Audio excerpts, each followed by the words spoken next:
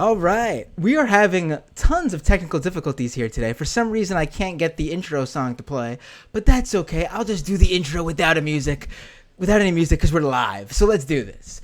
Today on the show, we're going to look into the curious case of Hunter Biden's laptop. How did it get into the hands of basically who it got into the hands of? We'll be finding everything about this mystery. And, really why we're still talking about this to begin with in just moments, folks. But before we go to that, you could always support this show by going to patreon.com/MattBinder. Also, subscribe to the YouTube channel at youtube.com/MattBinder. Doomedpod.com for the podcast shortly after.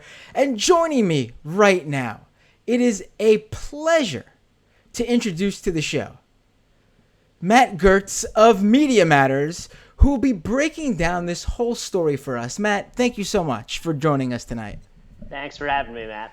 And I want to doubly thank you for bearing with these immense, really just one thing after another when it comes to technical issues right now. I don't know what's going on here. The deep state is trying to take me down, Matt. Can you help me here? What's going on? My God.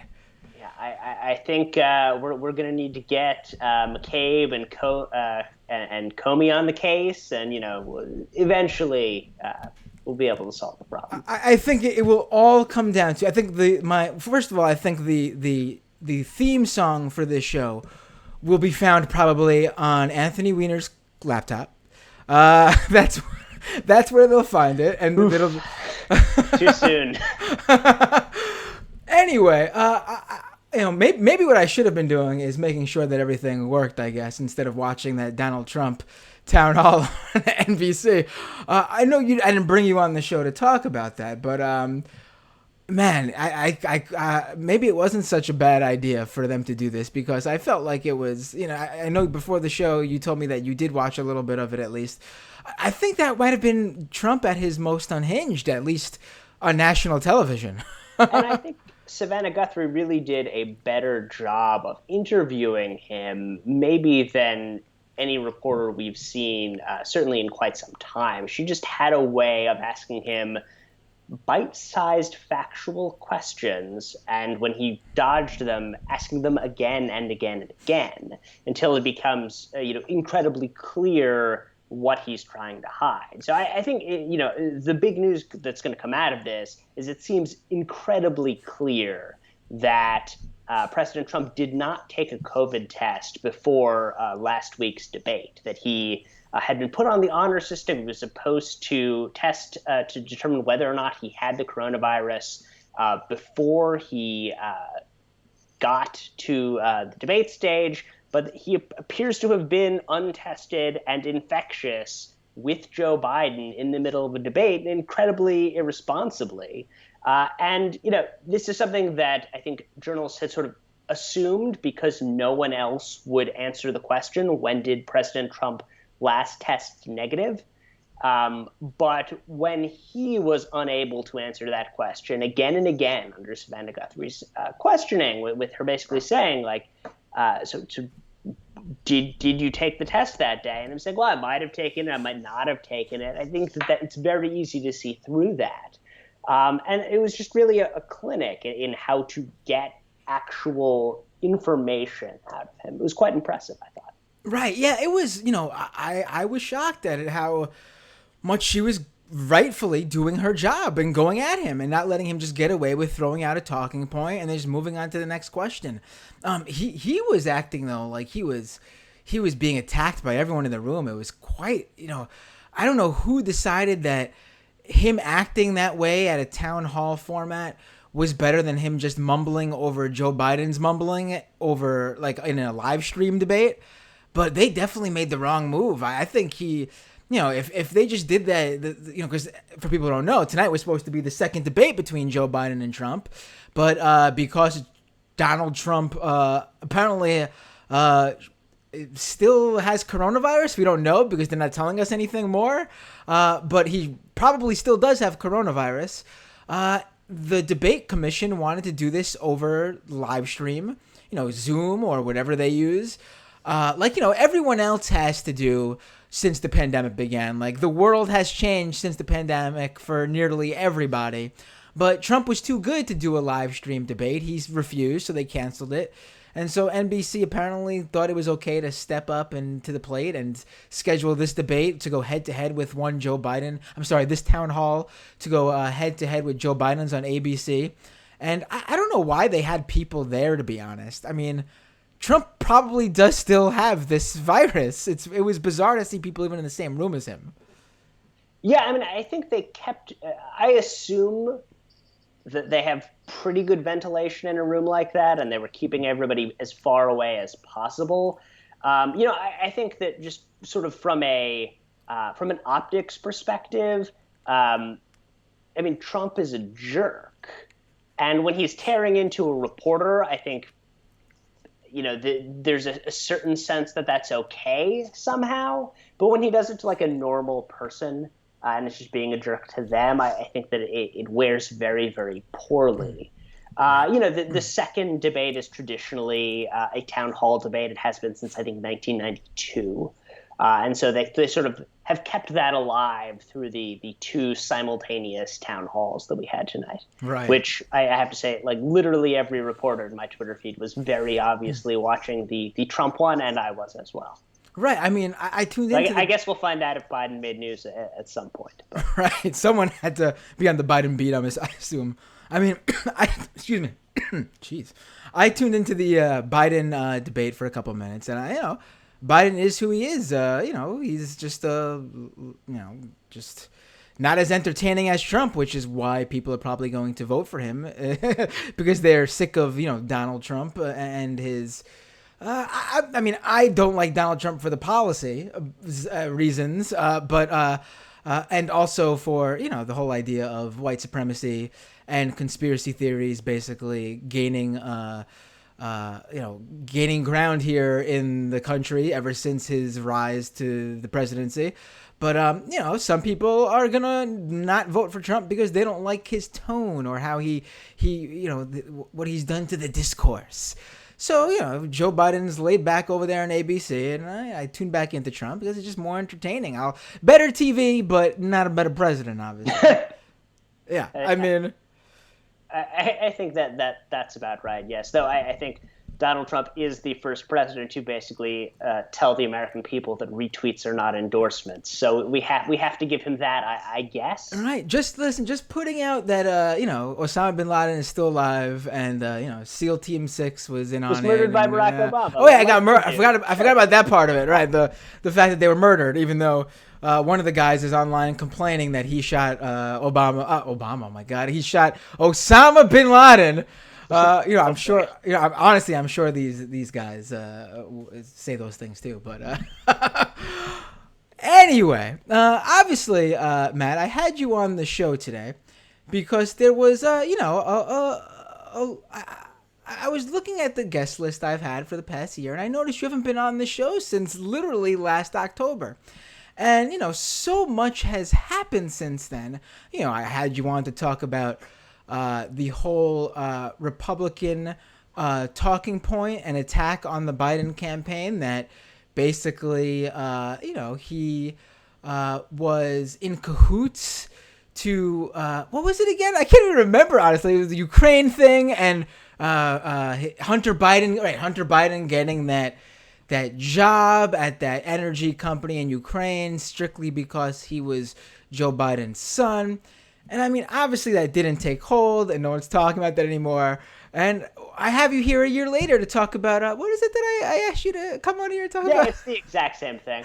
I write about other things, Matt. I do have, I have like a repertoire of more than one topic. But no, a year later, we are back to conservative media and Republicans falsely claiming that Joe Biden, as vice president, tried to pressure the Ukrainian government to force the firing of a prosecutor there in order to help his son's business interests. It wasn't true then. It's still not true now. But we're doing the whole thing over again. Right. We at Media Matters, like, it's our job to push back against these absurd smears and take them apart and explain how they aren't true. But but like a little variety is nice. I mean, Right. we're 19 days before the election. Like, give me something new.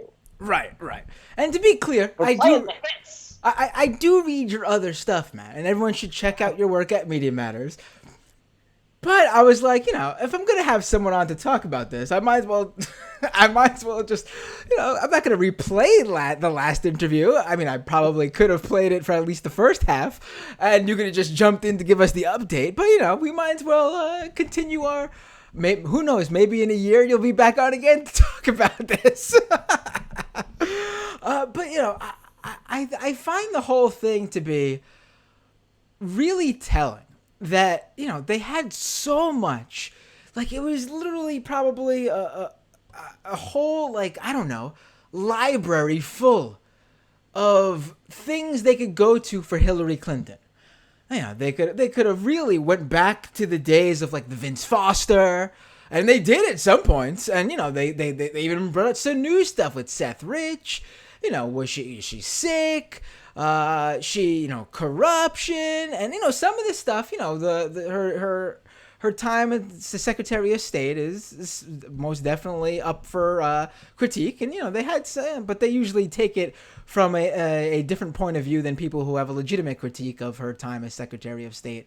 But anyway, with Biden, they really, I feel like they don't know what to quite do. I mean, you still have them on TV talking about how they're going to try to leak more of Hillary's emails, as if they're still running against her. This seems like a last minute play to try to pull up something by just going with the one thing they had 1 year ago. Yeah, I mean, look, we're 20 days before the election. The polls do not look good for President Trump. I mean, there were obviously some issues with the polls in 2016, though that they were largely like relatively okay. But right now we're looking at polls that are like 10, 12 points nationally, with Biden approaching the mid-50s. And he's had that sizable lead the whole campaign, basically. People really don't like Donald Trump, is what it comes down to. They really, really hate him. And efforts to try to make it into a comparison instead of a referendum have just failed completely. No one buys Joe Biden as like the radical Antifa operative who's trying to destroy America and the suburbs with black people. It's just not a thing that makes a lot of sense, and it especially doesn't make sense when you're simultaneously trying to claim that he is the perpetrator of the crime bill and therefore too harsh on alleged criminals.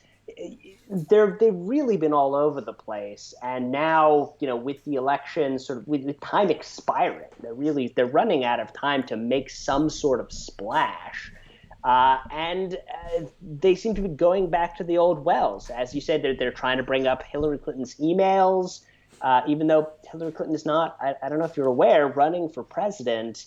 Maybe, Matt. I don't know if you thought of this, but maybe every single one of her emails had Biden BCC'd on them. It could be. We could be about to get, and then you hack Biden's emails, and then you get Hillary Clinton's emails, and you release the Hillary Clinton emails, and then you're all set. But I mean, they're doing that. They're going back to the Obamagate stuff, though apparently I don't want to get into unmasking because it's like very long and complicated, and the short version is it's total bullshit. But they tried that again, and it didn't work. And we just found out that the DOJ did an investigation into it, and it was all nonsense. And now they're going back to the Hunter Biden Ukraine stuff, which is literally what got Trump impeached. I don't know if you remember, but the president of the United States was impeached earlier this year, late last year. I think December. There was a trial in the Senate. That was this year. But it was over this. It was over an attempt by the president to abuse his power to try to get the Ukrainian government to open an investigation into this story that Joe Biden had pressured the Ukraine to force this prosecutor to resign because he wanted to help his son's company the son that Hunter Biden was on the board of this company Burisma in Ukraine. And I just want to point out that this scandal is so important to the Trump campaign that I think it was earlier today or maybe yesterday when Trump tried talking about it, he had trouble pronouncing Burisma. He didn't know how to. Yeah, he's not really a detail-oriented guy. Right. But I mean, look. So we'll go through the facts because we might as well. Joe Biden did get the Ukrainian prosecutor in question, Viktor Shokin, fired. That is a matter of record. The reason he did that is because Shokin wasn't doing enough to fight corruption in the country, which is something that our Western allies and Ukrainian good government groups and the IMF were all agreed to. It was the U.S. policy to remove him, and Biden was the one who sort of pulled the trigger on it. And at the time, the investigation into Burisma was moribund. He was not he was not moving forward on that investigation. He was not moving forward on a number of other corruption investigations. And so it was U.S. policy to push him out. And Joe Biden did it. It had nothing to do with Hunter Biden by all accounts, including from the U.S. embassy in Kiev and so on and so forth. But this is something that Rudy Giuliani, the president's lawyer, seized on. He personally was trying to take a trip to Ukraine to try to make this investigation happen over there as a way to sort of make the Russia interference story go away somehow. And then the president got obsessed with it, too, after his favorite Fox News show started talking about it a lot.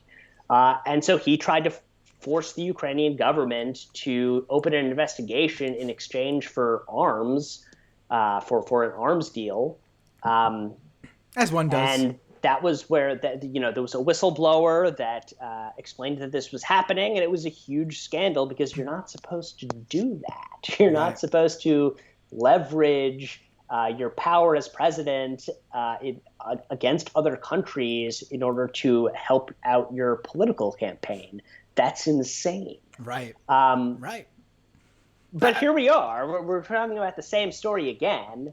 And the reason we're talking about the same story again is that the same people are all involved. It's Rudy Giuliani, Fox News, and Rupert Murdoch, and a bunch of stuff about Hunter Biden and Ukraine that doesn't make any sense. Right.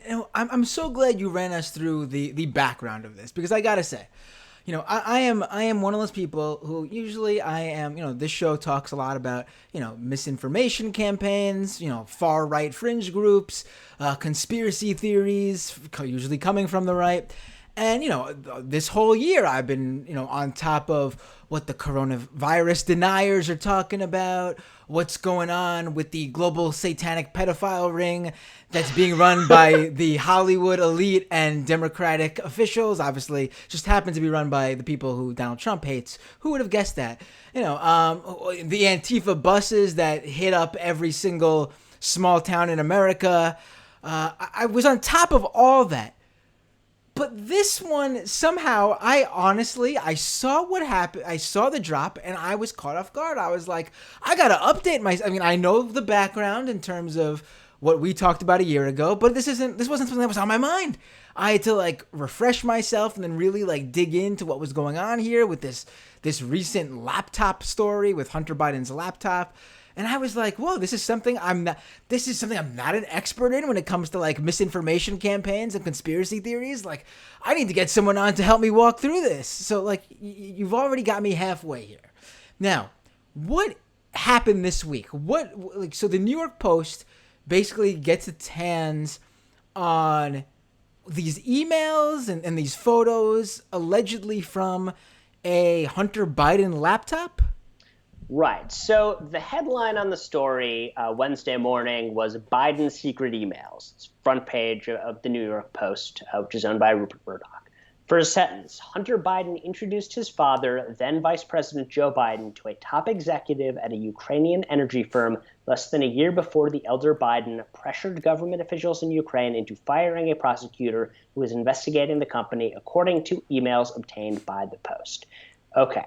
So first thing, we've established that there wasn't a link between Hunter Biden and Joe Biden pressuring the government officials into firing the prosecutor, and the prosecutor was not actually investigating Hunter Biden's company at the time. So that's already out. So first part, Hunter Biden introduced his father to a top executive at the company. That also appears to be questionable. They've got emails obtained by the Post, as it says later in that sentence. One of the emails has somebody thanking him for not for introducing him, but for giving an opportunity to meet your father. This is from, I think, 2014. So he was vice president at the time. So giving an opportunity to meet your father doesn't mean that the meeting actually happened. It doesn't indicate how long the meeting was, what they might have talked about. The Biden campaign says there isn't anything about this on his schedules from the time. Who knows really? But like we know that what we do know is that there isn't a connection between the company and the firing of the prosecutor, which is the thing that makes this a story in the first place.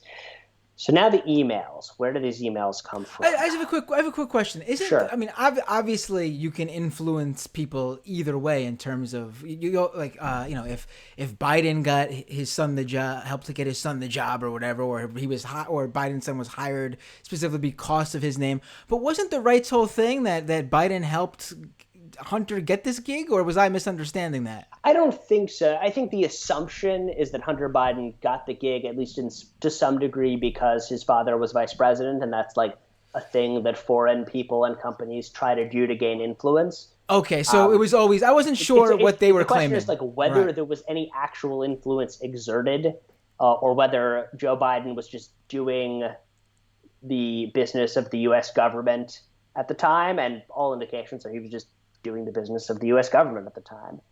Right. And I think we added this addendum last time and I know this is where people are going to bring this up. Obviously, I do think there's an issue with the children of very powerful people getting these sort of posh gigs with high paying jobs just simply for being the kid of a president or vice president or any politician or a person in power. Nepotism is bad. Look at the Trump children and what they're currently doing. That being said, let's continue with the with what's being alleged here. So the emails. This is where it gets really, really weird. Okay, so the story here is that in spring of 2019, somebody brought a water-damaged MacBook Pro into a Delaware computer repair store, left it there, never came to pick it up, ignored all requests from the owner to come get it. And that the shop owner then perused the laptop's contents, copied them, possibly illegally, told the FBI what he had, and handed over the laptop to them. And then gave the copy that he had to an associate of Rudy Giuliani, the president's lawyer. And that Rudy Giuliani, the president's lawyer, on Sunday night gave them to these reporters from the New York Post, one of whom, these are her first stories for the paper and was previously a producer for Sean Hannity's Fox News show, and the other of which is a national beat reporter who doesn't have any experience in like international news of this type. And now they're on the front page of the New York Post and getting cited by Fox News constantly. There were about 40 segments in the first 24 hours or so. So they're clearly making a big deal of it, and the president wants to make a big deal of it, and the provenance is really weird. So if you believe the story that is told by the New York Post, it's literally this shop owner copied stolen basically stole emails and gave them to the president's free lawyer. And he is now just sort of sending them out into the ether to try to help the president's reelection campaign. Right. No, okay, this is where it gets really curious and weird to me. Do you I want to talk think about Russia now, or do you want to talk about 2020? Because that's when it gets really weird. now, see, I don't know what to think of this one because there are some weird people right here in this country who I'm sure the idea that some Trump sycophant would fall onto Hunter Biden's laptop and want to get this to someone doesn't all honestly if that's like, that story on and of itself would be like, oh, that's not so crazy. Hunter Biden has a history of who knows how this person got a hold of this. He's got Hunter Biden's had his issues in the past. This guy could have been sitting on this for who knows how long. But the whole thing seems like the story you just mentioned. It seems like like something you would make up to purposely, because you couldn't think of something more realistic to come up with. Like it seems scripted. And 2020 is weird. Let's stipulate Yeah. 2020 has just been weird and strange things happen. Right. Like it wouldn't be insane to me if Hunter Biden lost his laptop. Some Trump fan found it, looked into it because of apparently there was a Beau Biden Foundation sticker on it. And he opens it up and sees everything on there and it's like, I love the president. I'm going to help the president out. That doesn't seem so crazy to me. Yeah. But the timing that makes it interesting for that actually is that apparently the metadata of the email. So what the New York Post shows on its website isn't the emails, it's PDFs of the emails, and the PDFs were apparently created in late September of 2019, which, as you might recall, was when I was on your show to talk about Hunter Biden and Ukraine. Right. So right. if he say had heard Hunter Biden's name in the news and then thought, that laptop that I have from months ago that I couldn't get back to its owner was also from some guy named Hunter Biden. Maybe I should check it out. Right. And then see, like reading through the emails, like you could see a world in which that sort of makes sense as the where all of this sort of comes from. Right.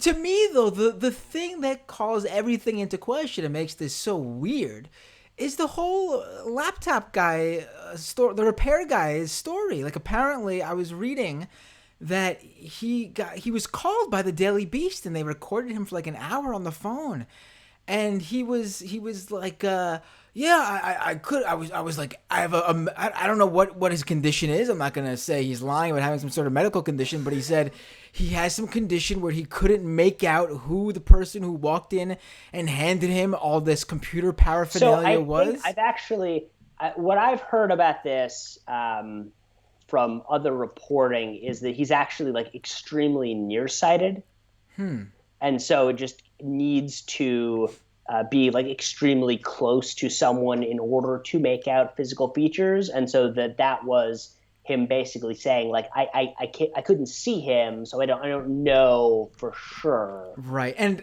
that's I think what's been coming out since the Daily Beast story. Right, and I know from my experience, going to like Mac stores or whatever to like drop off a hard drive that died or something.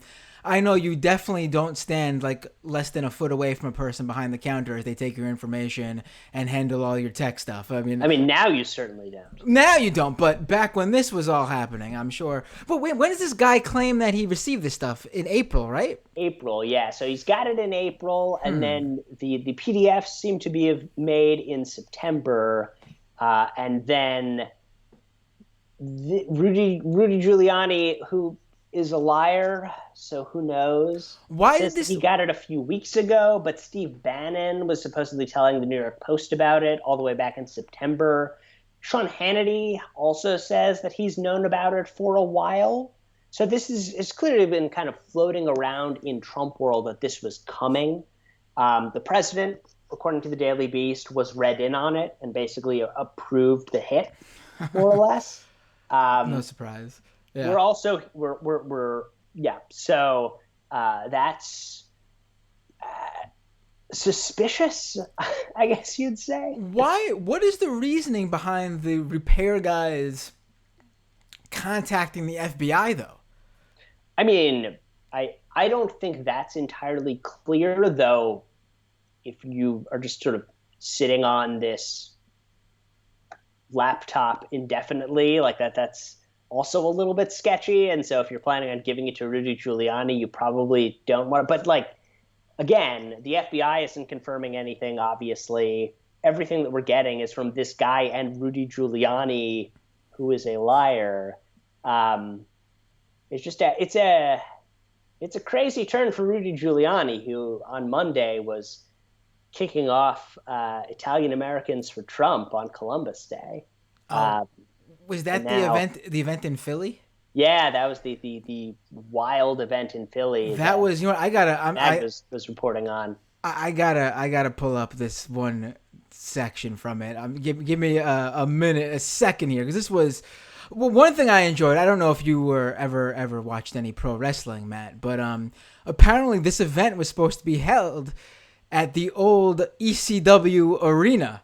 And then they found out, the new owners of the building found out, and when I mean new owners, I mean these people have owned this building now for like a decade plus. But the owners of the building found out that this was like a MAGA rally, and they canceled on them because I don't know if it was because of political reasons or just they didn't want the coronavirus issue. Large number of people indoors without masks for an extended period of time. It looks bad when your patrons start dying. Right. And so I just want to, I got to pull this up because it is honestly, all right, here we go. So apparently, and this is the only one part from this, and people are going to enjoy this, which is why I got to bring it up.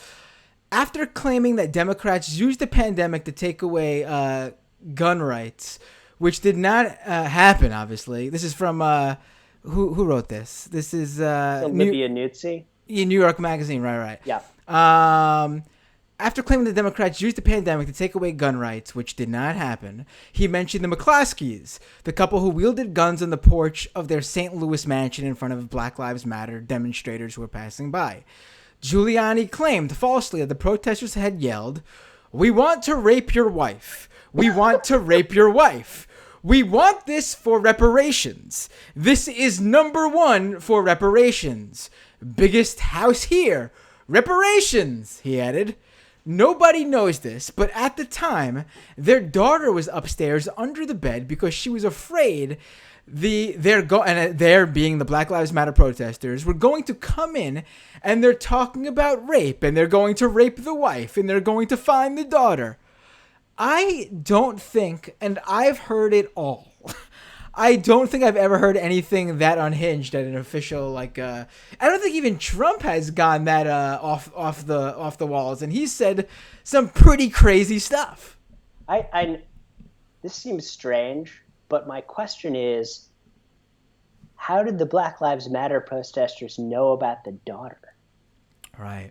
This does not really work internally, because if the daughter is hiding under the bed, they shouldn't. Oh God. Better category of villains. I mean, I just can't get over. I can't get over the idea of him saying this is number one for reparations. Like I don't think that's ever been. I don't know if specifically, rape of the McCloskeys' wife was ever floated around when people were discussing reparations. Just so bizarre. That's like what this guy just made up. Like why even go there? Like just gross and disgusting and unhinged, really. There are, I think, lots of people who first became familiar with Rudy Giuliani from September 11th, and so have spent the last several years saying what happened to Rudy. But the reality is that Rudy was always nuts, and it's just become like slightly more obvious in the last couple of years. But yeah, I mean, he's basically like he is running a criminal endeavor to try to help the president get reelected. Working with an array of incredibly sketchy people in the U.S. abroad and abroad, and it's deeply bizarre how all of this is playing out. Right. I remember when he was mayor of New York, all the stories, when they were doing silly stories about him pre 9/11. were all about, his cross-dressing, as if that was what was wrong with Rudy Giuliani. First of all, the cross-dressing, Rudy Giuliani doing that is the most normal thing about him, to be quite honest.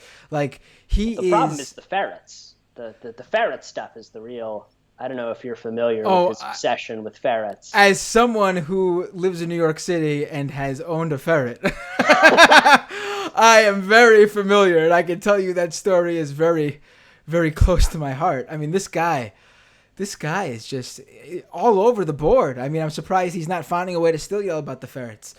But, he was the guy being floated as Donald Trump's cybersecurity guy, as he's going around butt dialing reporters. And just the other day, he has like a YouTube podcast show.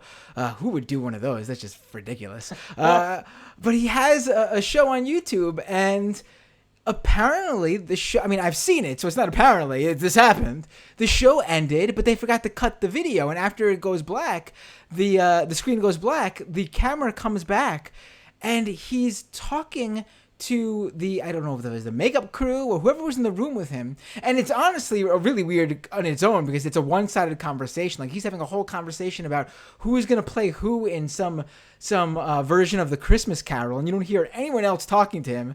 And all of a sudden, he just starts doing a mock Asian accent and bowing. I don't even know what the point of it was, but it's just, this guy is too much. And it doesn't surprise me that he's involved in this story and that he's the main player in it. But I mean, I don't see how some of these guys don't end up in legal trouble when this is all said and done. I mean, Trump, if anything, to me, just admitted today that, I know this is getting away from the story we were talking about, but he just admitted that the alleged shooter of that Patriot Prayer right-wing individual in, I think it was Portland, back like a month or two ago, when the police weren't arresting him yet because they were looking into the situation, and Trump was unhappy with it, so he basically deputized a number of local law enforcement to be U.S. Marshals, and there was apparently reported at the time a shootout, and they killed the man, and Trump is now, God bless you, and Trump is now out there basically admitting that there was no shootout, which actually confirms recent New York Times reporting as they started talking to individuals who were there, and that Trump and local law, the deputized marshals basically just, Trump said they didn't want to take him in. They were there to take him out. I mean, that's against the law. Yeah, the situation at the Department of Justice is not great right now. The situation with federal law enforcement in general is quite bad.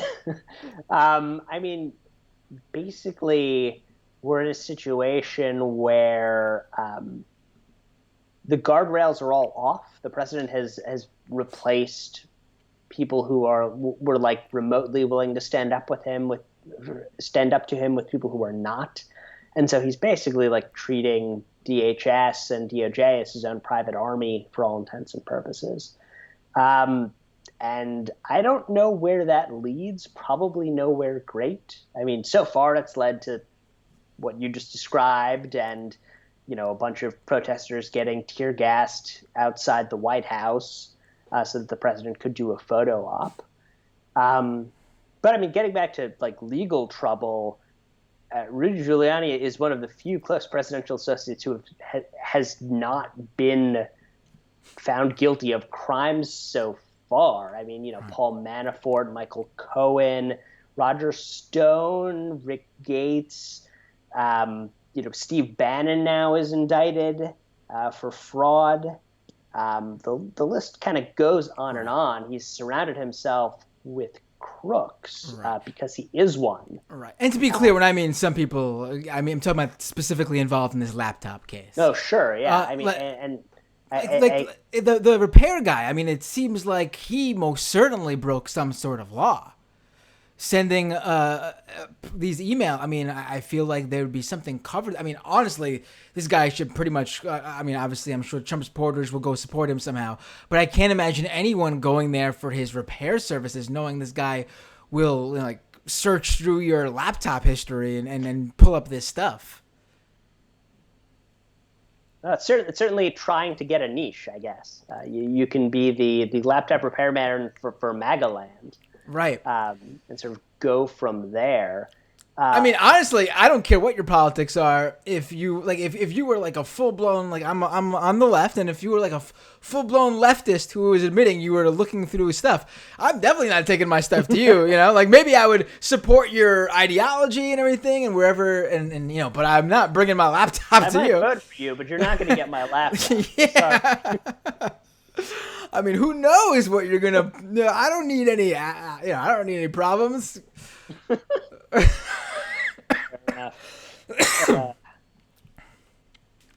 I mean, it seems like it'd be. Excuse me. It seemed like it'd be against the law to copy a customer's private emails. I mean, what emails aren't private really, but to copy a customer's emails and send them to Rudy Giuliani's lawyer. I mean, it doesn't seem like that is within the realm of. You'd think that that's not allowed. Yes, you'd think there'd be some sort of rule against doing that. But I mean, maybe the hope here is Trump wins re-election and everybody gets pardoned and it's all well and good. Right. Now we don't know. So we don't know if Hunter Biden actually dropped off these laptops. We don't know if this information actually came off the laptops. They do have photos of Hunter Biden, going through. We all know his history of drug addiction, and it's always insane to me that they attack him for that. When Trump's whole thing last election was that he was Mr. I'm the first person to ever pay attention to people struggling through drug addiction with the opioid crisis, and all of a sudden it's not surprising they would be hypocritical and do one thing and say another. But it's still something to behold. But so where did these? Do we know if this is? If even the story of the laptops is legit and or how they obtain these photos, is any of this clear? The whole thing just seems so, I don't know. Yeah, I mean, it's not super clear. A lot of the provenance involves believing Rudy Giuliani or this computer shop owner. The other thing that people have floated is that Burisma was hacked by Russian intelligence in January, as all of this the impeachment story was ongoing. And so there's some question there as to whether that might be the actual source of the emails. We also know that Rudy has worked with some Russian intelligence agents and people who have been cited by the U.S. government as such on a lot of this Hunter Biden stuff that he's been pushing around for the last year and change. So that's another sort of option, I guess, and we don't really know. Right. There's not a non-sketchy way for this story to have come about, and the actual underlying stuff in it doesn't actually seem terribly damning. So, I mean, it looks like it's your basic disinformation operation, right, where you just sort of put out a lot of stuff and try to create the stench of some sort of scandal and count on that to confuse people and kind of win the day. Right. Right. There's a this show streams on multiple platforms, and usually on Periscope we get I think Periscope is a big platform apparently for people on the right, and usually we get some right wingers in the Periscope chat, and someone's saying. JV on Periscope is pointing out that the laptop was forfeited.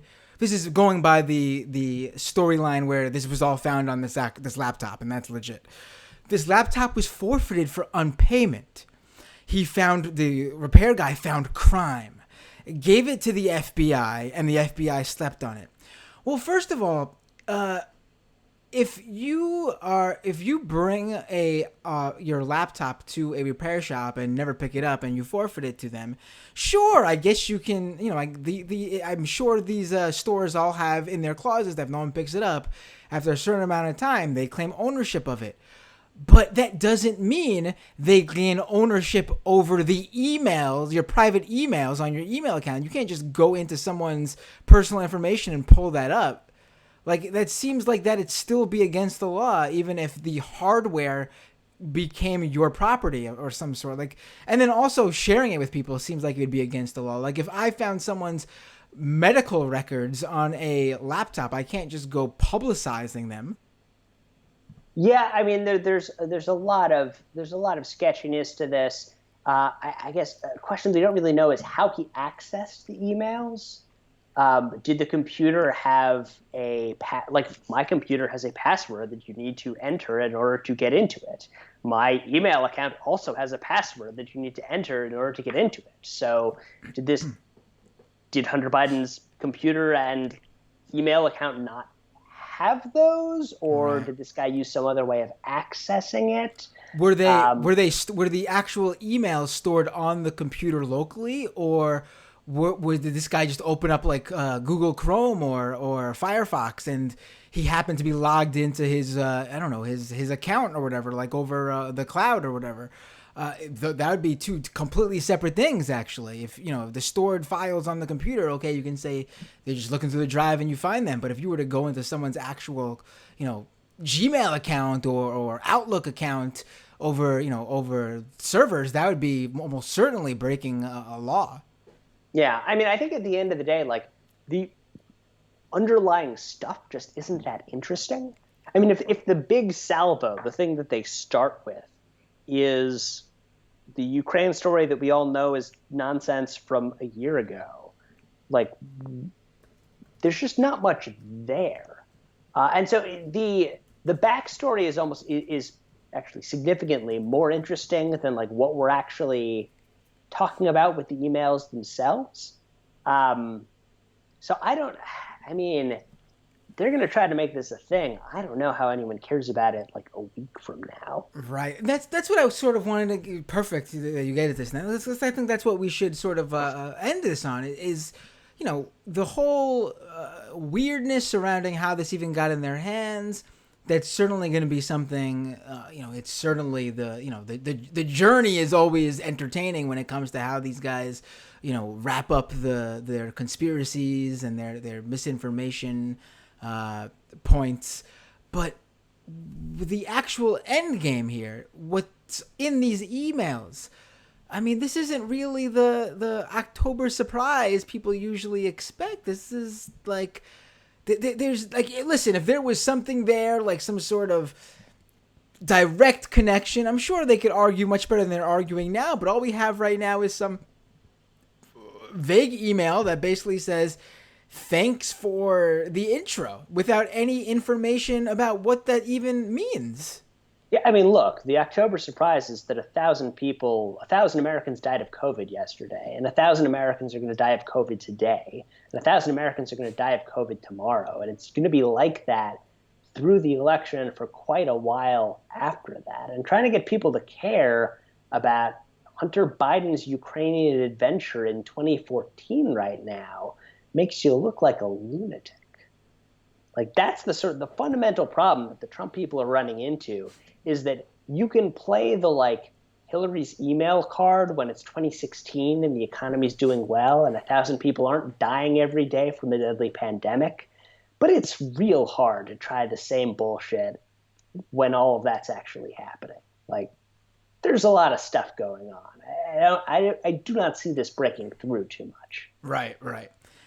Obviously, leaked material is put out there by whistleblowers and white hat hackers trying to work in good faith, and the how it gets out there it doesn't always matter. But when there's a clear smear campaign and the actual content is up for question, I do think it matters how it got there, because it calls into question the legitimacy of the actual content. when Chelsea Manning leaked, and this is by no means anywhere near as important and helpful to the public as what Chelsea Manning and Edward Snowden did. But when Chelsea Manning and Edward Snowden put what they put out there was legitimacy to it because of what we knew about them and why they did it, and the material they put out there, the transparency of the files and the documents they put into the hands of respected journalists and news people.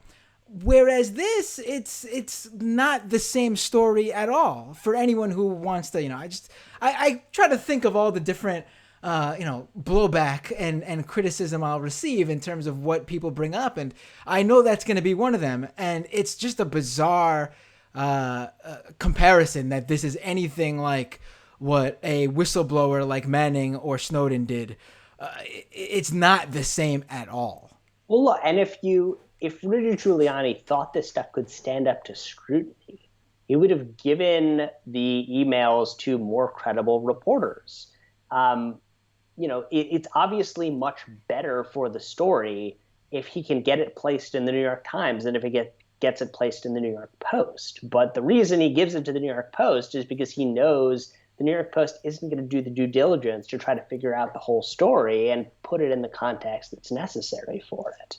And so, he gave it to the Post. The Post sort of spewed it out. And here we are. Right. Well, Matt, thank you so much for joining me and walking me through this story that apparently is still a thing over a year since the last time you came on to tell us about the beginnings of it. It is just really amazing, and it'll be interesting to see where they go with this, because I wouldn't be surprised if they're holding on to some more stuff from this, because it seems like a little bit early for them. I know we're just 3 weeks out, but you think this would be, if this is all they had, maybe they would have dropped this closer to the election, closer to the election? I think they have more. I think they will continue to leak stuff out, but I think it would make sense for your most impactful stuff to be on the front end rather than closer and closer to the election. I mean, early voting has been going for quite some time. People are casting ballots as we speak. It's very late to try to change the course of the election at this point. And so, waiting longer is really not great political strategy at this point. Right. Also, when you mention that, I thought of, that's a great point. And it made me think of, this time last year, we were going through like a new batch of WikiLeaks emails, like every day it felt like. This story dropped on Wednesday with that one email document pretty much and a bunch of photos.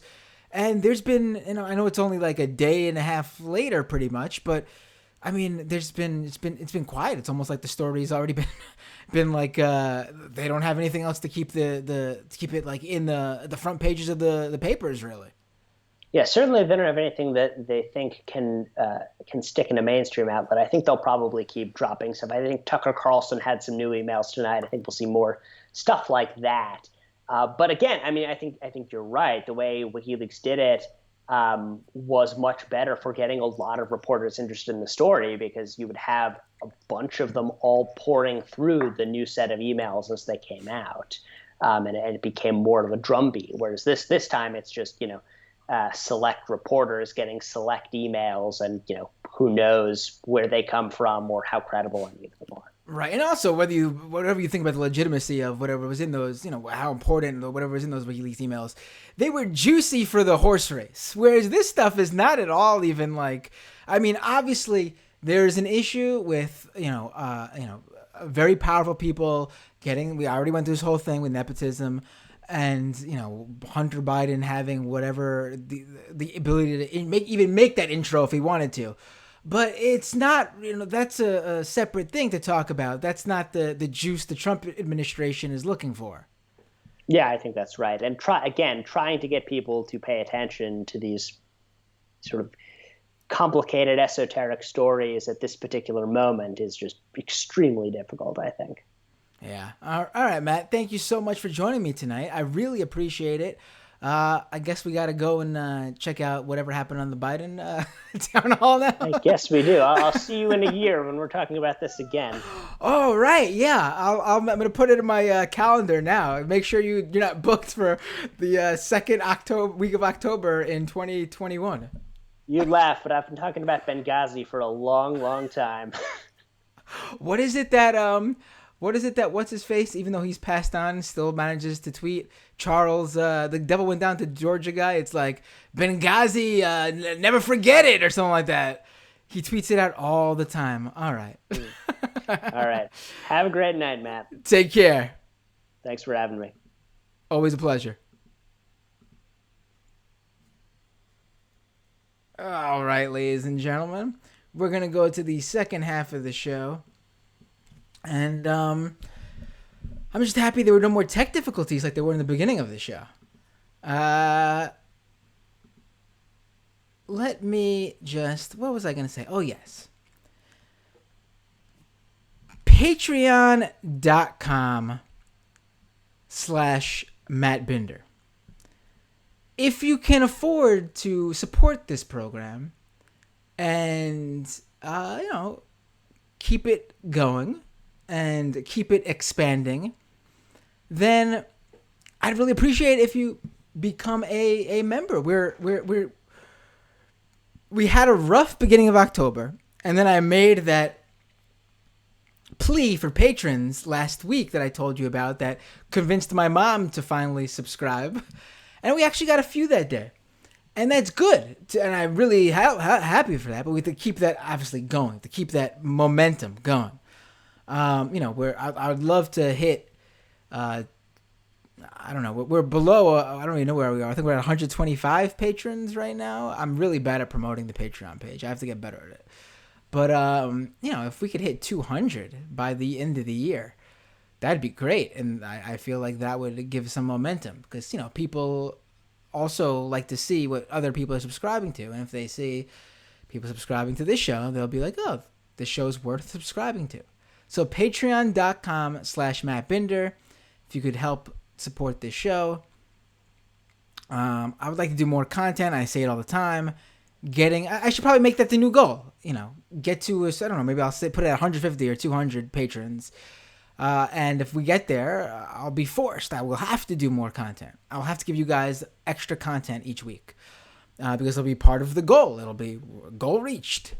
I'll make it official. I'll put it on the Patreon page.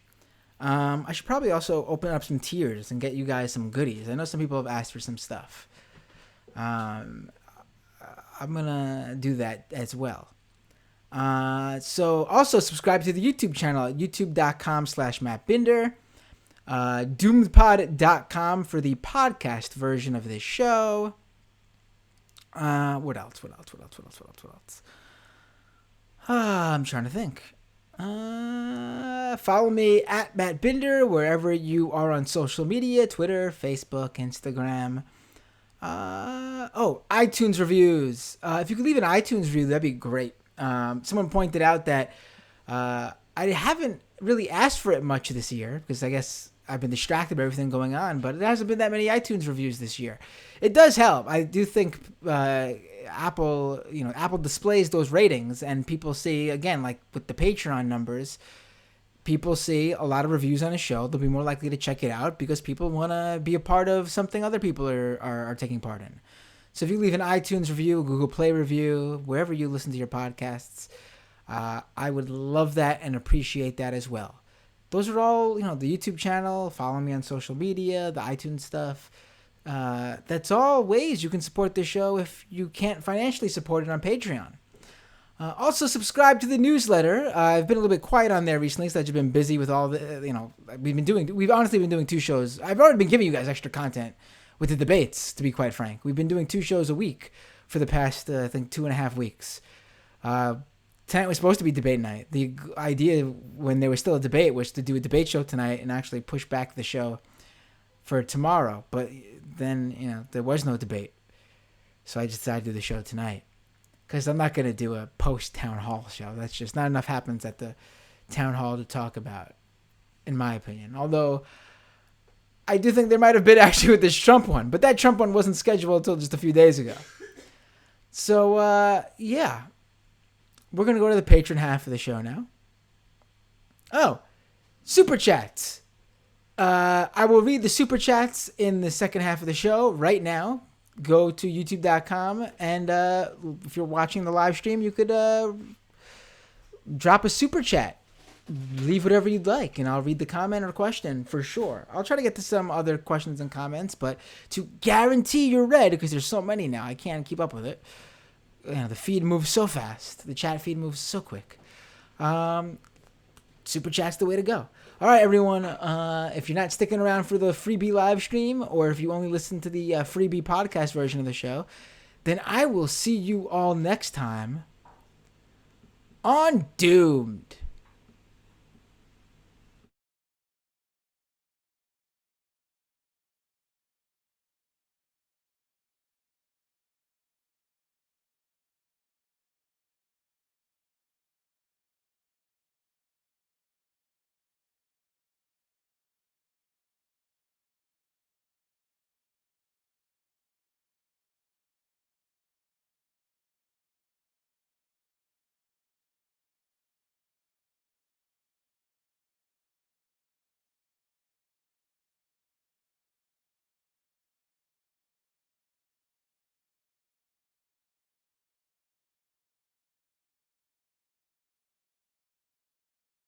All right.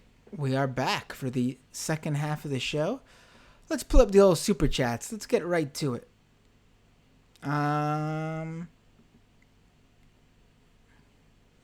Renee with a Super Chat. Happy birthday, Zoe. We hate you. Well, that's not nice, Renee. No need for that second part. But anyway, it's your birthday, Zoe? Happy birthday. I didn't know. Should have mentioned something in the chat. Renee with another Super Chat. Are ferrets the new hamsters? Ferrets are like the punk rock animal. I feel like every crusty punk at some point has a ferret. To go along with the crusty dog. The crusty, pit bull. Samantha Sider with a Super Chat. Trump again refused to denounce QAnus in the town hall. Right. That was something, wasn't it? So Trump at the town... listen, Savannah Guthrie was actually really good. She was much better than any of the debate moderators. And I thought Trump looked really unhinged. Because basically, he felt like he was debating her when she was just being a good interviewer. She was following up and not let him throw out talking points and move on to the next question. She was doing her job. And yes, sometimes she's being confrontational. That is the job of a reporter when someone is blatantly lying to you or misconstruing things to you or being, or straight up lying, being not telling the truth.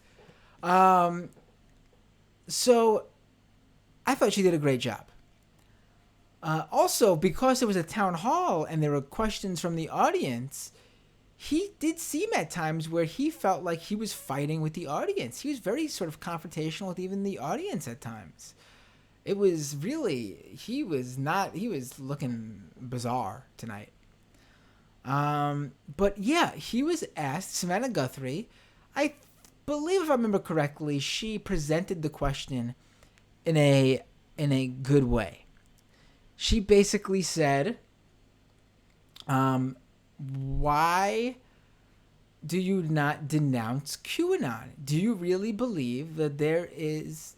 No, she said, did you know that they believe that you are fighting against a global satanic pedophile ring involving members of the Democratic Party? Will you denounce that because it's just not reality? And he said something to the effect of, listen, we could all agree that pedophilia is bad, and they are fighting strongly against that. I don't know enough about them to denounce that. To denounce them. I mean, it's clear he's been asked multiple times now by different parties. And when I mean parties, I mean different people at different news organizations to say something about QAnon. And he clearly will not. And there is a reason for that, and that's because we know he's not going to denounce QAnon. He knows that's his base. Now, I'm sure he likes the idea of this fictional scenario where he's some sort of superhero taking down a global satanic child trafficking ring run by his political enemies and the Hollywood elite. But also, he just doesn't want to denounce people who he thinks will go out and vote for him because he's worried that they won't go out and vote for him if he denounces them. I mean, it's really simple. The white supremacy thing, he's obviously gone back and forth on that, but at the end of the day, when he's asked about 100 times, he has come out and say, fine, I denounce the Proud Boys, I denounce white supremacy. What about Antifa? But still, he says that, but he has yet to even do that for QAnon. I think it's pretty clear what he thinks about QAnon.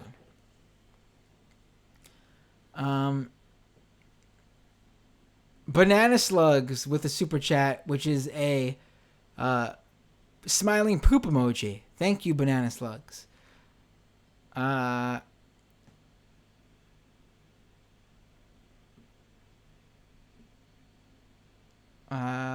Mariah with a super chat.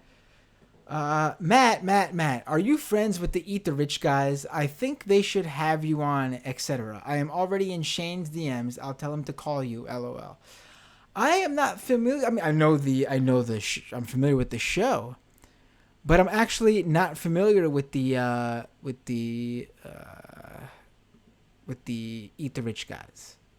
I've heard a lot about the show. I'm pretty sure I've come across episodes of the show, but who are the hosts of it? I'm sure this is riveting podcasting, right?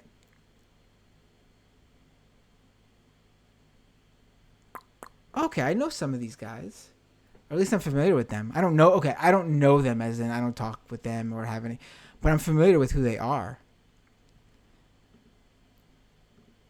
Yeah, I'd love to go on their show, and I should set them up with something on this show too. Listen, I told you I want to. I'm all aboard the train of building this show and other shows at the same time. You guys all know my my stance on the left doesn't help each other out enough, and obviously I'm part of that too. I have. This show is kind of tiny because I'm really bad at promoting it, but I'm also on every week. I'm on the Majority Report, and I could definitely, I'm going to shout out some more shows on there when I get a chance. Got 1 million subscribers over there on that show.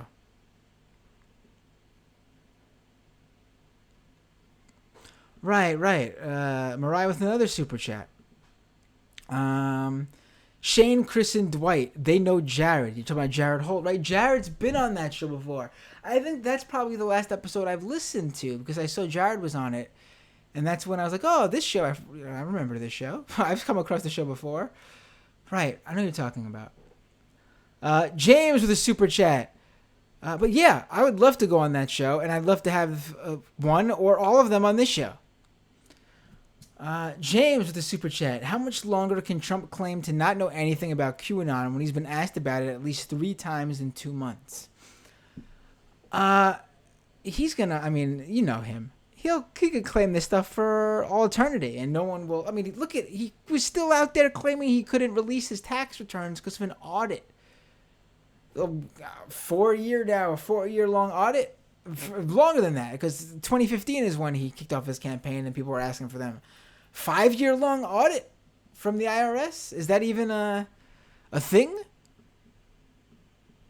I'm sure there's audits that last multiple years, but 5 years?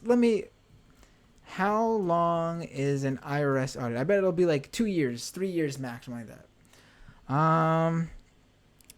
Well, this Google information card comes up from FreshBooks. They're a tax website or company. In most cases, the IRS will finish an audit within a year, even though the IRS has up to 3 years to audit your return. They like to close audits well before the statute of limitation expires. Now, I don't know if there's some sort of exception for particularly big cases, like dealing with an organization like like Trump's or a figure, a high profile figure with a lot of money flying around like Trump. But this says 3 years. So, I mean, I don't know how legit that is. Okay, it seems like there's another. I'm reading another from TurboTax. The IRS maintains it can go back 6 years and recommend records for that long, but that's not the audit. What's this? This is from another website from a lawyer firm, an attorney.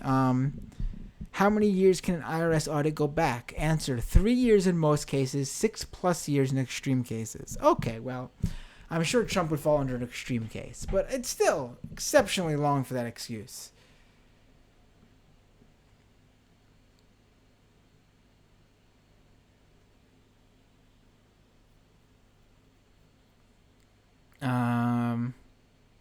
And also, you can turn things over because of the audit. That's just...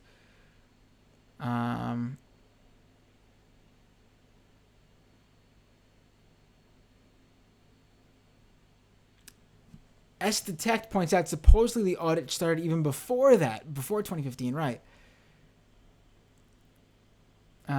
Zoe asks, will you come on my podcast? It's called Pasta Talk with Zoe, and invite people to talk about the best pastas. If it is a leftist pasta podcast, then I will come on the pasta show, because I'm all about building up leftist content. Otherwise, I'm just wasting my time on pasta content. James says the audit is legit. Like, I don't think the audit is illegitimate. Like, I don't think there wasn't an audit. I'm just questioning if the excuse still holds up now. Dinah Cat says, I've heard the audit is on hold while he's president. Maybe that's true. James says he's still under one, and it's been 5 years because he claimed $100 million tax return.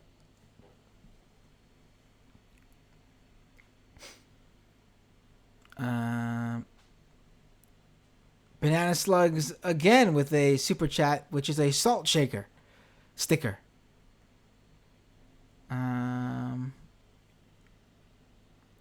What was this? I saw someone talking about how their boyfriend thought this show was called The Matt Binder Show. They didn't know this show was called Doomed until like recently. That's really funny. I mean, I don't know. The YouTube channel is youtube.com/MattBinder. So, I mean, I get where the confusion is. And I don't know if I really promote too much that the YouTube version is doomed.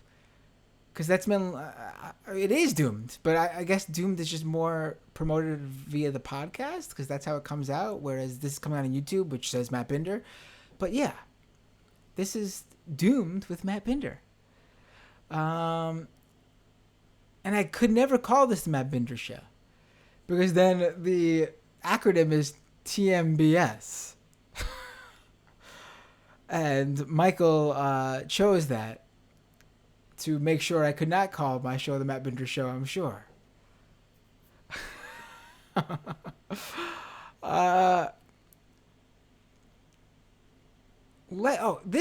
I talked about this early in the Majority Report today when I was hosting, but I want to spend a little bit more time on this one. So I want to pull up what's been banned so far. Just give me 1 second here. So, where is it? Here we go. 1 second. We got the... All right. So... I didn't talk about this last week either. All right, so I'll do both right now.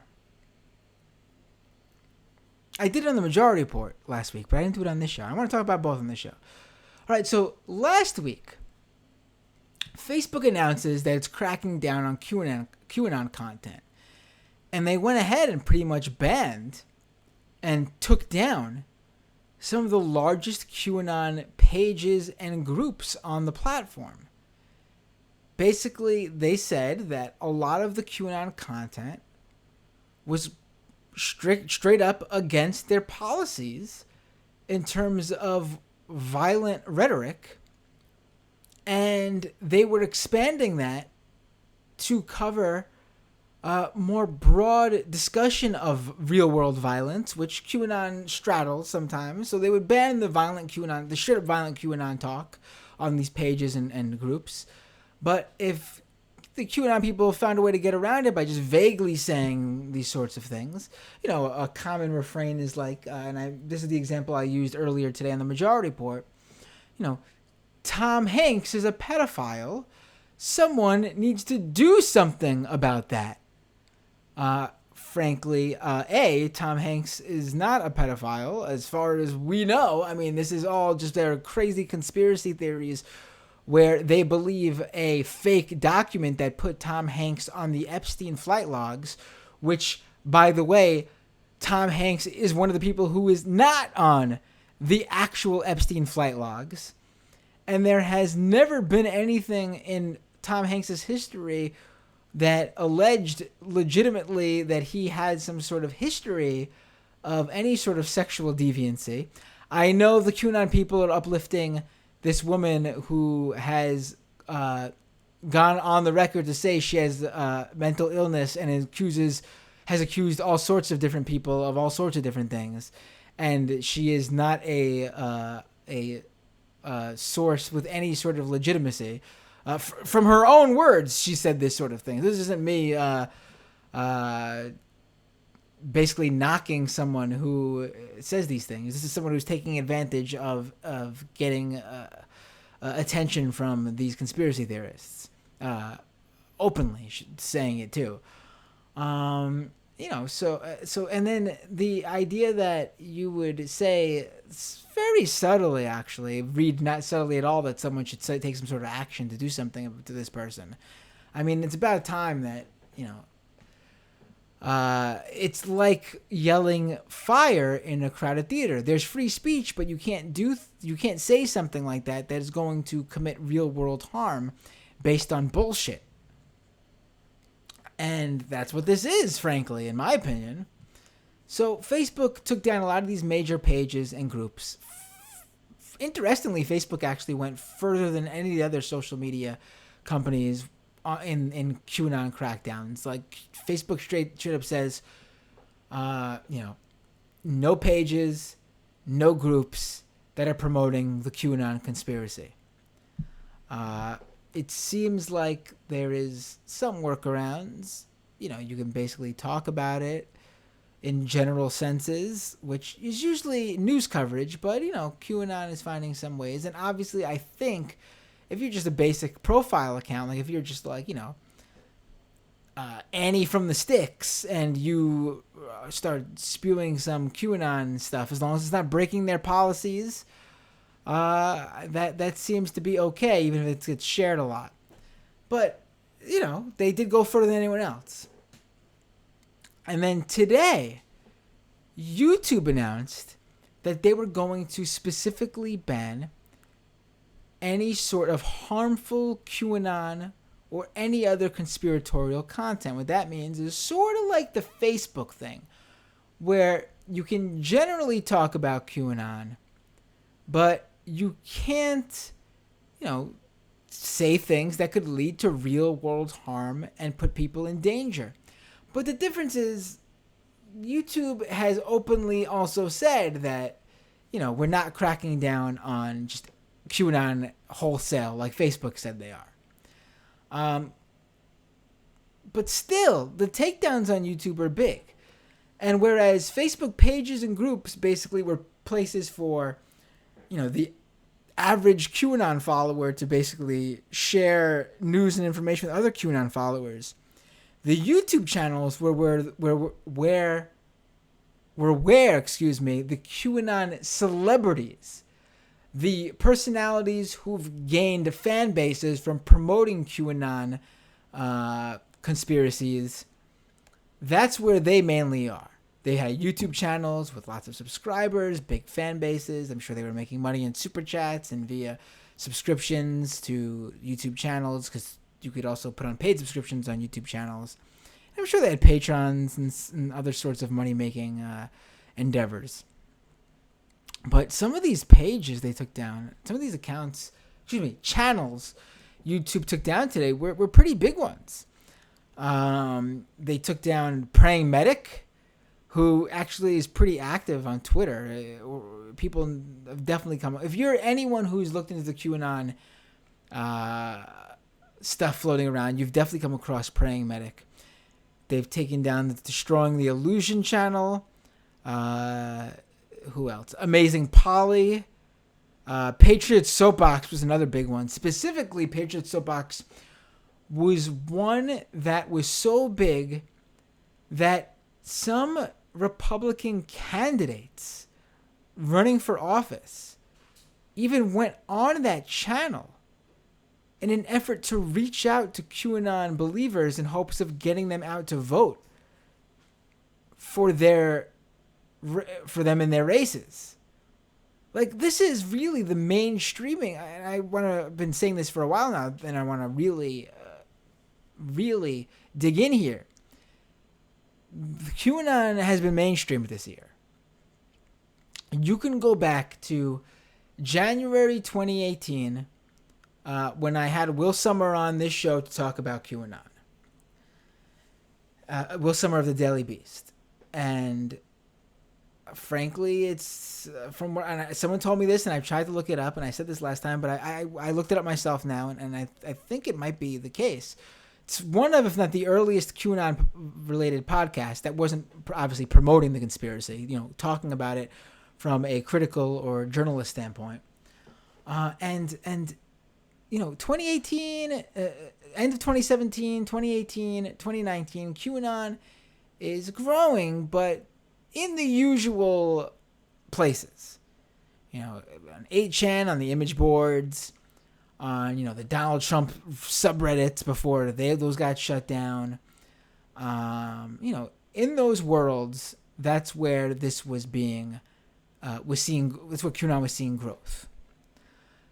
But then this year, the coronavirus hit. And when the coronavirus hit, that's when QAnon hit a level it had never seen before.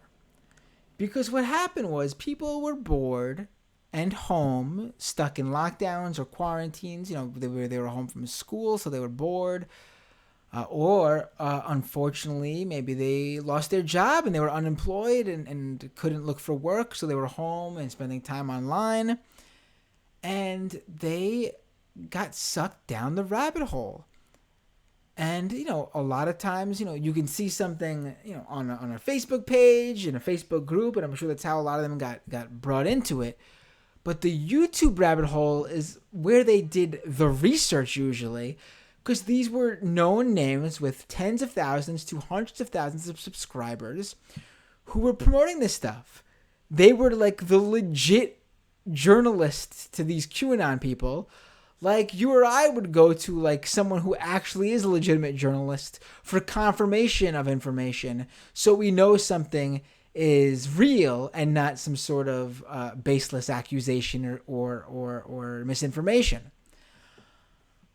And so, it's a big deal these channels came down.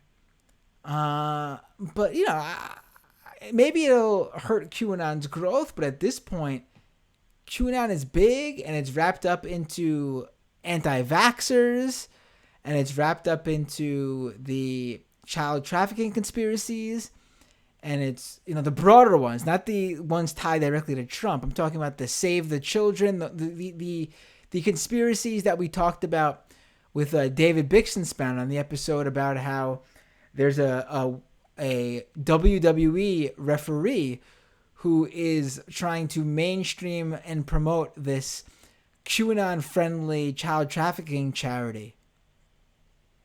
Organizations like that. What else? And the coronavirus deniers and the anti-maskers. That's all wrapped up into this now. So QAnon, maybe it'll hurt the growth somewhat, but QAnon's at a point where enough people know about it that they could easily just tell someone about what they've. And there's always going to be platforms for these people to find. They'll be uploading videos on BitChute. They'll be posting on Parler, I'm sure.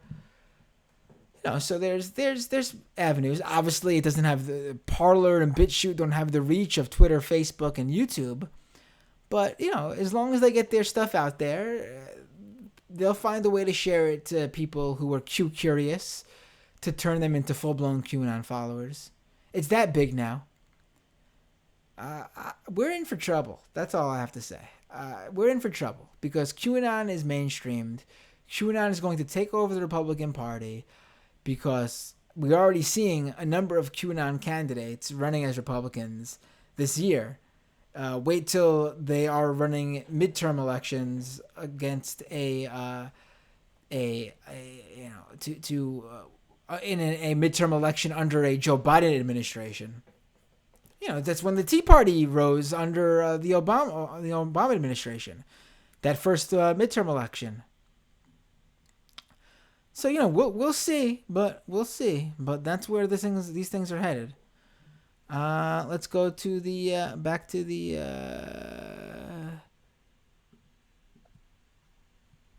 live stream chats here. Are we really talking about pasta now? Because there's always Zoe. Do you really have a pasta podcast?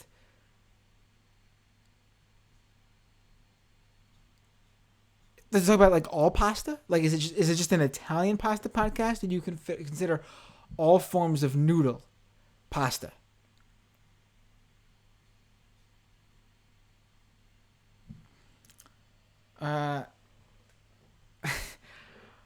Matt's favorite pasta is SpaghettiOs, says Banana Slugs, with a barfing emoji. And honestly, that's true. SpaghettiOs with meatballs is my favorite pasta. The one in the can, they're delicious. I could honestly probably eat them every day. I love canned and prepackaged food like that. For example, the best macaroni and cheese is the Blue Box. The Kraft macaroni and cheese Blue Box with the powdered cheese. That is the superior macaroni and cheese. In my opinion, it's better than any freshly made macaroni and cheese with, the real cheese, homemade melted cheese or whatever it is. There's good versions of that for sure, but they don't hold a candle to Kraft. Particularly the powdered cheese versions.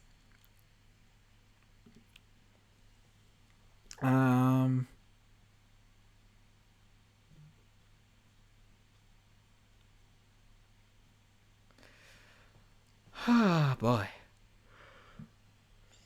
Excuse me. I'm getting a little bit tired. These double shows in one day might be doing it in me in.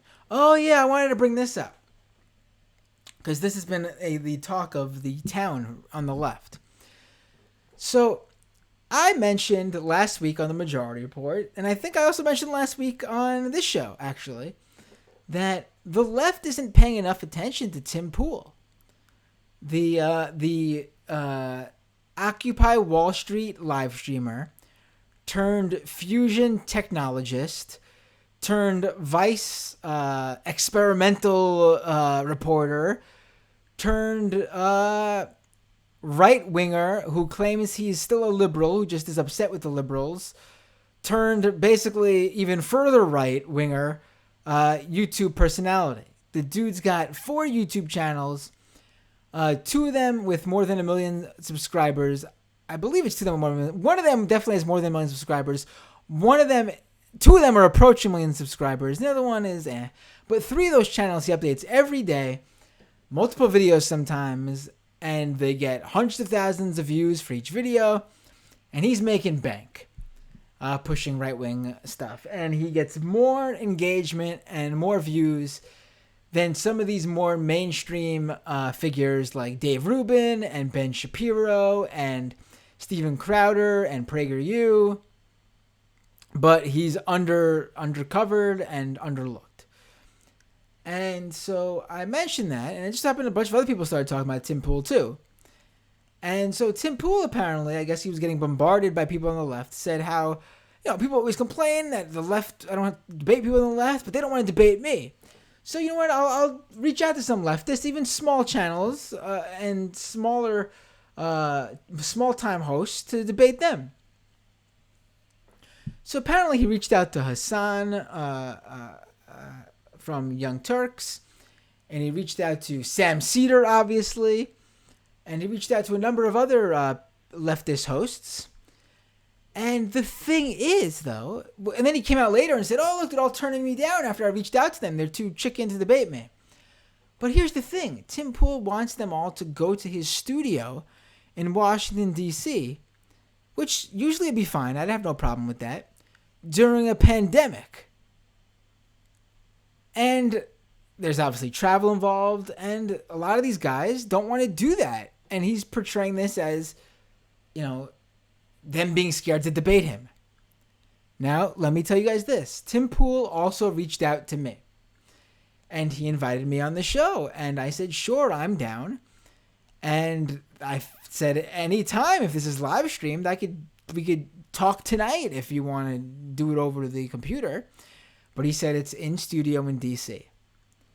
Now I'm aware of all the issues, and I feel that if there are precautions taken, if it's New York City to DC and DC to New York City, I'm actually okay with that. I get it, people who are further away. Like if you're in California, I definitely would not fly right now. So any of those leftists far away who don't want to fly, I totally get that. Also, in Sam Cedar's case, he's got a daily 3-hour show and a daily morning show on top of the daily 3-hour show. And his show is also syndicated on NBC's Peacock streaming platform. And he doesn't really have the time to travel to DC and drop everything. So I get that too. I am open to going down to the studio in DC. In fact, they can count on me going there. I just need to figure out when's the best time to do it during the pandemic. And right now, obviously, I told you guys all that I'm about to move. So, and I got 2 kids, and that's a whole thing, moving with 2 kids. And the election's coming up, and also I have a full-time job, a day job, that I would have to inform that I'm taking a day or 2 off to do this. So I'm definitely going to do it. They've reached out to me via email. They said they'd cover some of my... they'd cover my transportation. I'm assuming they would cover me staying the night if they want me to take the train, because that would be a thing that would have to happen. I would drive down there if they want to cover my car rental costs and go back the same day, and they wouldn't have to get me they might have to, because his live stream is late too, right? Well, whatever the case is, I'm doing it. The ball's in my court just to figure it out. In my court, as far as I know, I'm going to get back to them with a few dates that work for me as soon as possible.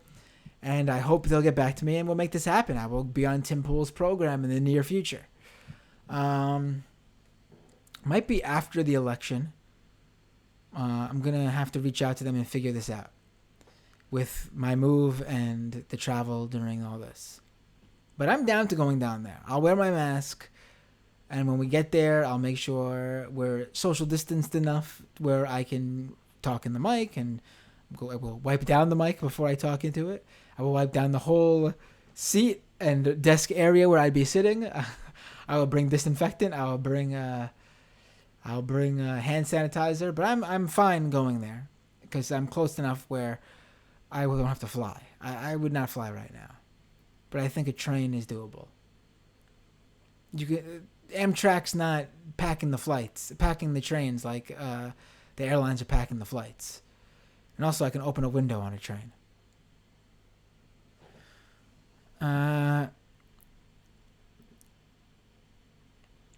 Renee says, "Are you going on the Beanie Show in a hazmat suit?" No, I won't go in a hazmat suit. Also, I'm also considering this with my move. There'll be people who are helping me, and it'll be close to. Yeah, I'm just making sure the whole situation's good. But I'll be doing it, Tim Pool. It's just a matter of figuring out scheduling. But I will be there. I have no problem with debating you in person in your studio during a pandemic. But obviously the pandemic and the other factors I mentioned, my move, the kids, that wraps up into that even further. If it wasn't a pandemic, I probably would to give you a week or two heads up, and we do it then. But it's a little bit more difficult with the pandemic to schedule it.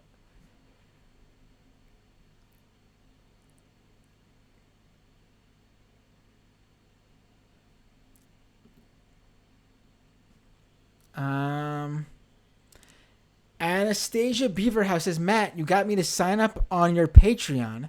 Please keep streaming on Twitch.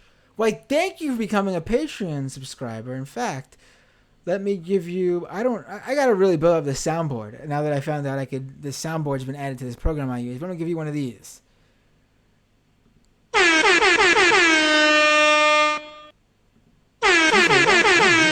That's weird. Problems. Did you guys hear the air horn effect? Who knows anymore what's going on? Technical difficulties everywhere. Let me try again. I don't hear it. It's so weird. What's going on here?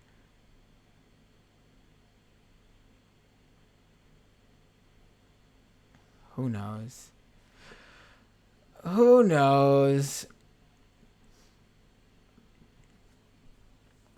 But thank you for becoming a Patreon subscriber. And I've always been streaming on Twitch, actually. Not always, but for a long time now, at least like a year. I use Restream to multi-stream. I'll be honest, I probably, unless the audience, especially the patrons, clamor for it, like you are now a Patreon subscriber, you have some pull here. If you're clamoring for some Twitch exclusive content, I guess I'll do it. But my Twitch audience is very small compared to my YouTube audience. So I feel like to not multi-stream at least and get the YouTube audience and the Twitter audience through Periscope in there as well, I feel like I'm leaving some viewers on the table. But if that's what you guys want, I'll do it. Twitch is where I'm a boomer, actually. I find the platform a little bit confusing. And people have tried to walk me through it. I find it a little bit... the user interface is a little bit confusing to me. And I'm not completely boomer about everything. I'm hip with the kids. I mean, I think TikTok is pretty cool. I don't like Snapchat is something that's confusing to me. That's where I'm boomer as well. But TikTok is like the ultimate Gen Z app, and I find it to be intuitive and easy to use, and everything on there makes sense. I mean, obviously, it's not as simple as like Facebook or Twitter or YouTube, but it's not like swiping a whole bunch of different things to do one thing and swiping a whole bunch of different things to do another, like Snapchat. And don't even get me with Twitch. I mean, what do you got? You got subscribe, you got subs, but then you got followers, and you got bits or whatever it is, and then there's raids and all sorts. And then there's the emojis and I don't even know. If someone wants to sit down with me and try again to teach me the ways of Twitch.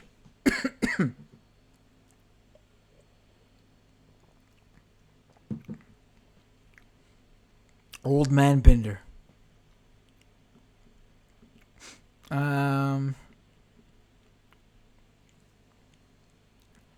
Samantha Sider says, Xander Cook with a super chat with nothing. I appreciate that. Like no comment, just gave me a super chat. Love it. Thanks, Xander. Samantha says, Dim Drool eats stool with a poop emoji. Listen, maybe I should save this for when I actually go on the show, but I have said this all the time. I will give props to a conservative for having leftists on their for interacting and debating leftists. A lot of them won't do it. I have had many right-wingers on this show. I've had numerous former Turning Point USA people, including Caitlin Bennett, a.k.a. the Kent State Gun Girl, on this show. Yeah, that's right. Before this, when this was just a podcast, before the live stream element, go back. I believe it's like the 6th or 7th episode on iTunes or on doomedpod.com. I spoke with Caitlin Bennett for like 2.5 hours, the Kent State Gun Girl. Who else? I've had a few right-wingers on the show. And then, of course, on the Majority Report, there was always the open challenge for right-wingers, especially libertarians, to call into this show. My YouTube mods know, much to their own detriment, that I tell them that someone really has to be ruining the experience for viewers for you to ban them. I welcome right-wingers to come in the chat and say and challenge me and do whatever they'd like, as long as they're not ruining the experience. And what I mean by that is spamming the chat so it's unreadable, just so people can't enjoy the conversation in there. That obviously is not at all what I'm talking. That's not discourse.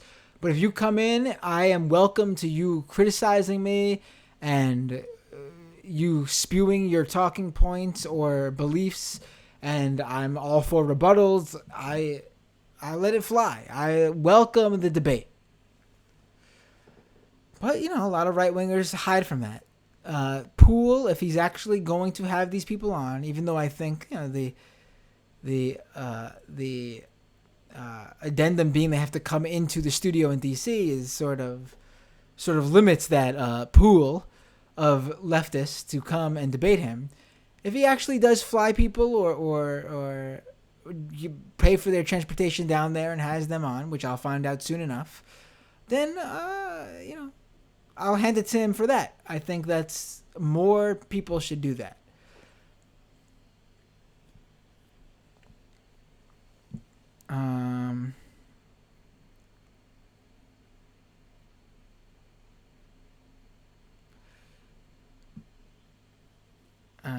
Pho is pure awesomeness, says Dan. I love pho.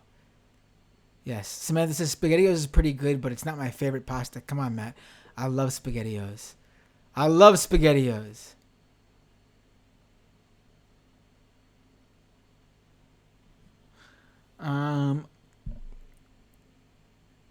Chris says +1 for pasta podcast from this Italian. Hector says, do you think that a Biden presidency can be forced to do a new deal like FDR, considering the emergency of our country? Remember, FDR was not all that progressive in the beginning. I think they could be pushed, especially in the pandemic. I do. It might take work, but I think they could do it. I think the pandemic has, not all Dems. I think with the Biden campaign, I've seen more out of them than I expected, I guess. Not enough. I'm not giving them props yet. But I think I don't think all Democrats realize the emergency of the situation, as we see with that Dianne Feinstein, excuse me. But, and her, oh my God, that was so disgusting at the Amy Coney, oh my God, I can't remember her name. ACB hearings.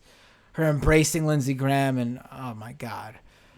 But I think the Biden campaign we've seen has been sort of responsive, not to the left, but to the emergency of the pandemic.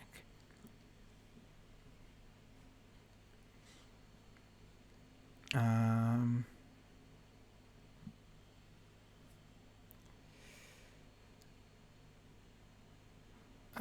few more comments and then we will call it a night, folks. Once again, going longer than I'm supposed to on these patron-only shows. So if you're freebie right now, and you're watching the live stream that's just the audio version is just for patrons. Sooner or later, it's not going to be like this. Sooner or later, once there's enough patrons, I'm cutting this off for freebies even on the live stream. Right now, I feel like this is a good way to get people to join the Patreon, because we're still at a point where there's growth needed. But once we get to a certain number, where I feel like, I've given you guys enough freebies to spur your interest to come join, I will cut this part off too, and the only way to listen to this will be to become a patron. Whether live stream or audio only. But for now, I'll keep giving you guys the freebie if you watch on live stream. to try to entice you to come join. So again, if you're watching and you're a freebie right now, patreon.com/MattBinder.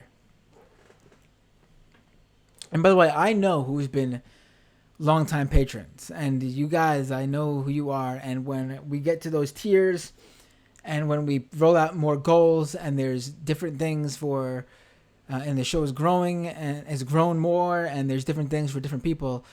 I know who's been around for a long time. The long haulers of this show will be recognized for sure. I promise you that. And so if you get in now, I'll consider you to be not as long, but I'll consider you to be there before before everyone jumped on board, and I'll recognize that as well. S Detect says Tim Pool is scared. We'll see. I think the studio thing is not all that brave, but we'll see. Umar says Sam Cedar already had a discussion with Tim Pool. Yeah, it was over live stream like last year, right? The issue is that Tim has this new studio, and the new live stream show he does has all been in this studio so far, and he wants to keep it this way like Joe Rogan does. That's my take. I mean, the pandemic should give you a good reason to not be so stringent about and strict about that idea that this show will always take place in studio. But we'll see. We'll see what happens. Who knows, to be quite frank. Paradise on YouTube Super Chat, thank you. The restream on Twitch is perfect. Glad to be a Patreon member with some pull. Wink. Thanks for the great content. Why, thank you.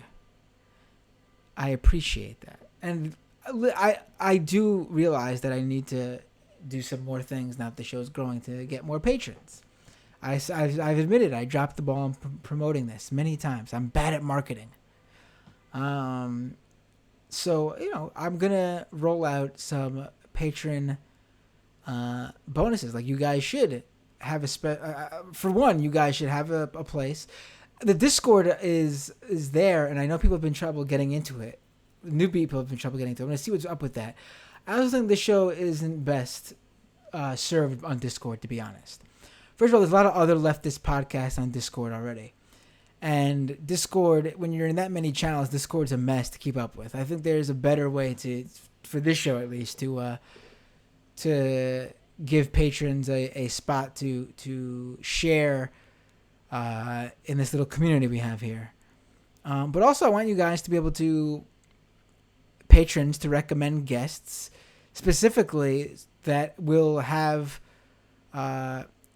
I'll have more urgency in booking on this show, because patrons will have a part in suggesting that. Now, obviously, I'm not going to change my opinions or change the show because people subscribe and pay me money, but you guys will have a part in still, forming this show under what it is. Like, the show will always be what it is, but you guys will have a voice in growing it. You can't all of a sudden be like, this is going to be a bunch of white supremacists join on Patreon. They can't be like, this is now going to be a white supremacist show because we are your patrons and we get to call the shots. That's not obviously what's going to happen. But if you are supportive of the show and you're like, oh, I have some cool ideas for guests who debunk conspiracy theories or follow the far right, I will book those guests.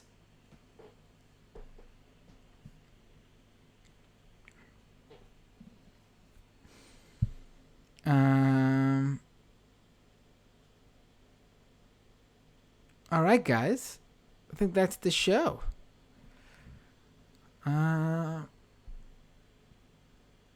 Zoe says on Twitch, followers are subscribers and subscribers are payers. I'm already confused. Chris says, Matt, watch the surf tutorial on Twitch streaming. Now, I've been on the surf show once before, and I gotta say, the whole way you get on as a guest on these Twitch shows are confusing to me. I've been on other Twitch shows too, but very confusing to me. You have to go onto Discord and video chat on Discord, and they bring you in on Twitch. Why is Twitch connected? Is Twitch directly connected to Discord? I don't understand what the connection there is. Why does every Twitch user use Discord? I get why they use Discord because it's all in the gaming niche of the industry. But why do they all use Discord to bring on guests? Is there like a direct implementation on Twitch for Discord guests? The world may never know.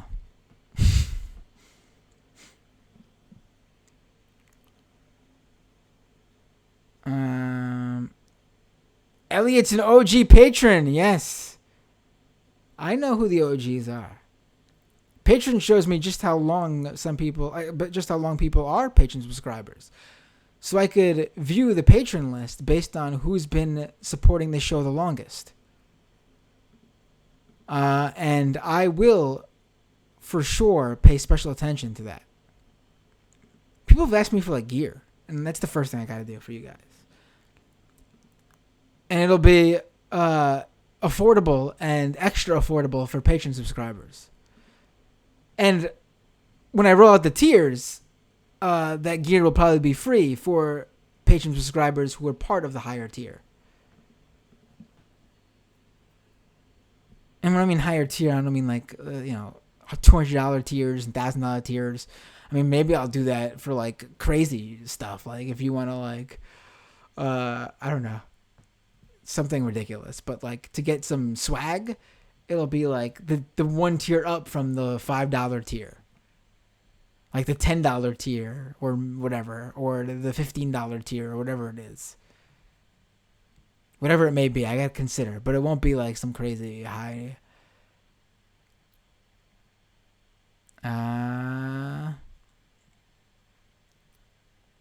Listen, I come from a punk rock background. I come from a world of $5 to $10 shows, t-shirts, being no more than $10 to $15 based on the quality of the t-shirt. Hoodies maybe a bit more, like, $35 to $40 again based on the quality of the hoodie. I know how much this stuff, should cost for a DIY like punk rock type show, and that's what I consider this show to be.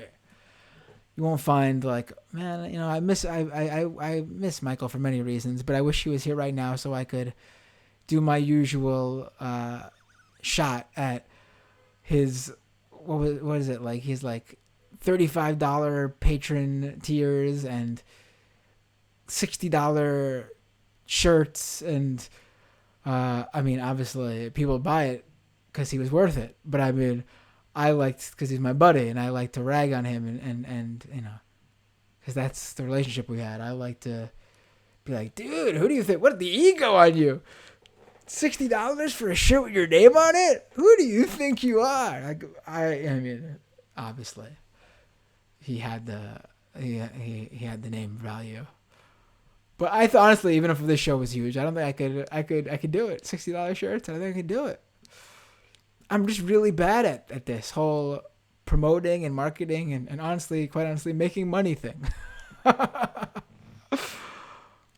I came from the punk rock background of, we'd show up at a show, and if there was like 5 people there, we played if there was 500 people there. We, every show counted, every person who listened to our music counted, and that's sort of how I feel about this show. It's got the same aesthetic. I keep saying I think that's it, and then I keep going on. Folks, that is the show.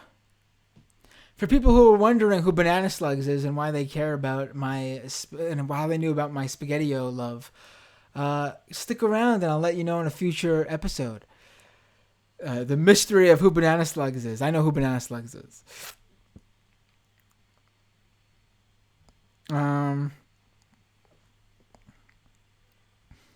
What is this? Now we're getting to a cuties conversation? let's not merch. People are saying. Yeah, I like that. Thank you, Mariah and Zoe. Merch. Mariah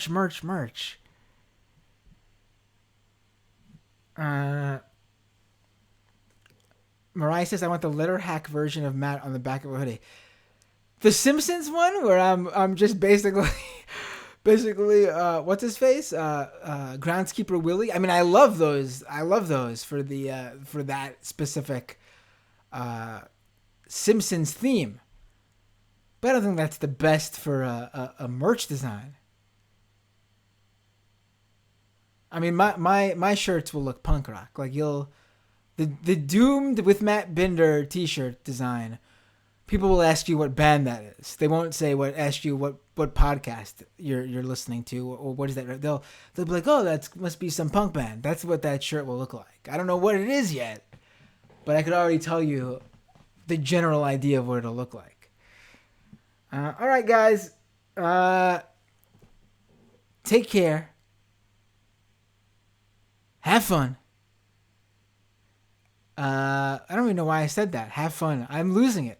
How long have I got now? 2 hours. 2 hours. All right. Ladies and gentlemen, youtube.com/MattBinder. If you're not already subscribed to the Patreon and somehow listening to this patron-only half, you should consider subscribing. Patreon.com/MattBinder. Doomed Pod for the podcast. Catch me every Thursday on the Majority Port second half, the fun half, with Jamie, Matt Leck, and Brendan. And I'll probably be debating Tim Pool very soon if all goes according to plan. And the election is coming up. So, laser focus on that. I'll be doing lots of episodes. I didn't do the extra episode this week, but I probably will, actually, when it comes down to it. There'll probably be some sort of extra content this weekend or an extra show next week or something like that because there's so much to talk about. Just didn't realize there would be canceled debates and then last minute town hall is taking its place. See you guys all next time on Doomed.